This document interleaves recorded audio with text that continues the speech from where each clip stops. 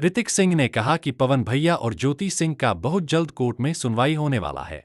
इस बार तो भैया का तबीयत अचानक खराब होने के कारण कुछ नहीं हुआ, लेकिन बहुत जल्द अब फाइनल तलाक होकर ही रहेगा। ज्योति सिंह को तलाक के पेपर पर साइन करना ही होगा, चाहे जैसे भी हो।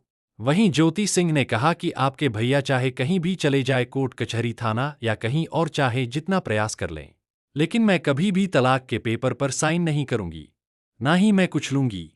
मैं जैसी भी हूं ठीक हूं, लेकिन मैं कभी भी तलाक नहीं दूंगी, क्योंकि मैं तलाक देने के लिए शादी नहीं की हूं। मैं शादी इसलिए की हूं कि अपना घर परिवार देखूं। मेरे भी कुछ सपने हैं, मेरा भी कुछ अरमान है। मैं आखिर कब तक ऐसे दर दर की ठोकर खाते फिरूं? और तो और, अगर मैं तलाक दे देती हूं तो फिर मेरी जिंदगी का क्या होगा? समाज के लोग मुझे क्या बोलेंगे? समाज के लोग मेरे बारे में उल्टा सीधा सोचेंगे, बुरी नज़र से देखेंगे और मुझे अपनी जिंदगी गुजारने में काफी दिक्कत का सामना भी करना पड़ेगा। ज्योति सिंह ये भी बोली कि अगर मैं तलाक के पेपर पर साइन कर देती हूं, हम दोनों का तलाक हो जाता है, तो बहुत सी महिला का हिम्मत टूट जाएगा और भरोसा भी खत्म हो जाएगा। मुझे देखकर ऐसे बहुत सी महिलाएं हैं जो हमसे कुछ सीख रही हैं। जीवन में चाहे कितना भी मुसीबत आए, संघर्ष करते रहना है और अपना हक और अधिकार की लड़ाई के लिए अपनी कदम पीछे नहीं खींचना है।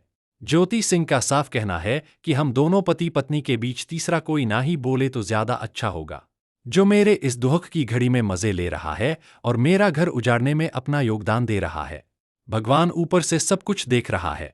जो भी लोग मेरे खिलाफ में खड़े हैं, भगवान उसको भी एक बेटी दें और उस बेटी के साथ भी ऐसा ही हो, उनकी बहन के साथ भी ऐसा ही हो। तब समझ में आएगा कि एक महिला के साथ ऐसा होता है, एक बेटी के साथ ऐसा होता है तो कितना बुरा लगता है। क्या ज्योति सिंह सही बोल रही हैं और ज्योति सिंह को तलाक दे देना चाहिए कि नहीं देना चाहिए? आप लोग कमेंट में जरूर बताइए। वीडियो को अधिक से अधिक शेयर कीजिए। जय माता दी।